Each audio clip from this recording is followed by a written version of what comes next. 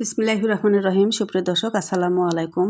Rhaenys kitchen থেকে সবাইকে অনেক অনেক শুভেচ্ছা জানাচ্ছি আমার আজকের রেসিপিটি দেখার জন্য। আমি আজকে যে রেসিপিটা শেয়ার করব সেটা হচ্ছে পাট শাক দিয়ে ডাল রান্না করব। ভীষণ মজার একটা রেসিপি। পাট শাক খেতে যেমন মজা হয়, এটাও কিন্তু স্বাদে কম নয়, অনেক মজার হয় এই রান্নাটা। আশা করছি একবার ট্রাই করবেন রেসিপিতে। পাট শাকে থাকে প্রচুর পরিমাণ ভিটামিন সি, আর পাট শাক নিয়মিত খেলে হাড় ভালো থাকে, কারণ এতে প্রচুর পরিমাণ ক্যালসিয়াম ম্যাগনেসিয়াম পাওয়া যায়। আর এই শাক নিয়মিত খেলে রোগ প্রতিরোধ ক্ষমতাও বাড়ে। তো আমি চলে যাচ্ছি মূল রেসিপিতে। চুলাটা অন করে আমি এক বাটির মতো মসুরের ডাল আমি আগে থেকে ভিজিয়ে রেখেছিলাম দিয়ে দিলাম, আর দিয়ে দিচ্ছি পর্যাপ্ত পরিমাণে পানি ডালটা সিদ্ধ করে নেওয়ার জন্য। দিয়ে দিলাম কিছুটা কাঁচামরিচ আর পেঁয়াজ, হলুদ পরিমাণ করে দিয়ে দিলাম, আর স্বাদ মতো লবণ দিয়ে দিচ্ছি, লাগলে পরে আরও দেবো। দিয়ে দিলাম ধনিয়া জিরের গুঁড়া হাফ চা চামচ, আর হাফ চা চামচ আদা রসুনের পেস্ট দিয়ে মিশিয়ে নিলাম, আর সামান্য একটু সয়াবিন তেল দিয়ে রান্না করে নেব ঢেকে। চুলার হিটটা মিডিয়াম টু হাই রেখে ডালটা একটুখানি রান্না করে নেব। আর এদিকে আমি পাট শাক নিয়েছি 2 আটি পরিমাণ, বাজার থেকে আনা, ভালো করে বেছে কেটে ধুয়ে নিয়েছি।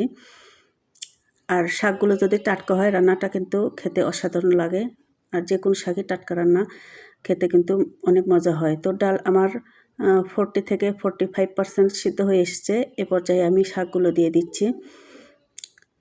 সবগুলো শাক আমি দিয়ে দিব। আর শাক দেওয়ার পরে কিন্তু পানি দিতে হবে না, শাক থেকে প্রচুর পরিমাণে পানি বের হয়, আর সেই পানিতে শাকটা ভালো করে সিদ্ধ হয়ে যাবে। মিনিট 5 রান্না করার পরে আমি ঢাকনা খুলে একটু নেড়েচেড়ে দিচ্ছি।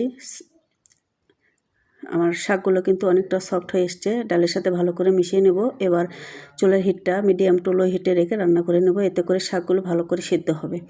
আর শাকটা কিন্তু ভালো করে সিদ্ধ করতে হবে, তাহলে কিন্তু খেতে মজা হবে। তো আমি আবারও কিছুক্ষণ রান্না করে নিয়ে ভালো করে মিশিয়ে নিলাম। দেখতে পাচ্ছেন অনেকটা পানি বের হয়ে এসছে, আর ডালের সাথে ভালো করে মিশিয়ে নিচ্ছি। আমার লবণটা একটু কম মনে হলো, তাই দিয়ে নিলাম পরিমাণ করে চেক করে। আর আমার ডাল আর পাট শাক কিন্তু পারফেক্টভাবে সিদ্ধ হয়ে এসছে। চুলার হিটটা লোতে রেখে সাইডে অন্য একটা চুলাইতে আমি বাগার তৈরি করে নেব। পরিমাণ মতো সয়াবিন তেল, রসুন নিয়েছি 2টা, দেশি রসুন কুচি করে নিয়েছি, আর পেঁয়াজ নিয়েছি হাফ বাটির মতো। পেঁয়াজটা একটু ব্রাউন হয়ে আসা পর্যন্ত ভেজে নিলাম, আর দিয়ে দিলাম 2টা শুকনো মরিচ কেটে। শুকনো মরিচের ফ্লেভারটা কিন্তু এই বাগারে কিন্তু অনেক ভালো একটা ফ্লেভার আনে, আর খেতে কিন্তু অনেক স্বাদের পরিবর্তন হয় আর কি। বাগারটা আমি চুলার উপরে থাকা পাট শাকের উপরে দিয়ে দিচ্ছি সরাসরি। এই বাগারের কারণে কিন্তু এই শাক রান্নাটা অনেক অনেক মজা হয়, যা খেতে কিন্তু অসাধারণ লাগে। সামান্য একটু ঢেকে আমি পরিবেশনের জন্য তুলে নিচ্ছি। তো দর্শক, তৈরি হয়ে গেল অনেক সহজে পাট শাকের ডাল রান্না রেসিপিটি। খেতে কিন্তু অনেক মজা হয়। যারা খেয়েছেন তারা খেয়েছেন, আর যারা খাননি তারা এই রেসিপিতে একবার ট্রাই করে দেখবেন। খেতে কিন্তু ভীষণ মজার হয় সাদা ভাতের সাথে খেতে। আজকে আমার এই ভিডিওটি এতক্ষণ দেখার জন্য সবাইকে অনেক অনেক ধন্যবাদ জানাচ্ছি, আর আগামী রেসিপি দেখার আমন্ত্রণ জানিয়ে আমি আজকে বিদায় নিচ্ছি। এখনও যারা আমার চ্যানেলটি সাবস্ক্রাইব করেন নাই, প্লিজ সাবস্ক্রাইব করে নেবেন। আর ফেসবুক পেজ যারা ফলো করেন নাই, প্লিজ পেজটি ফলো করে দিয়ে নিতে পারেন। ফ্রেন্ডস আর ফ্যামিলির সাথে সম্ভব হলে শেয়ার করবেন। আর সবাই অনেক অনেক ভালো থাকুন।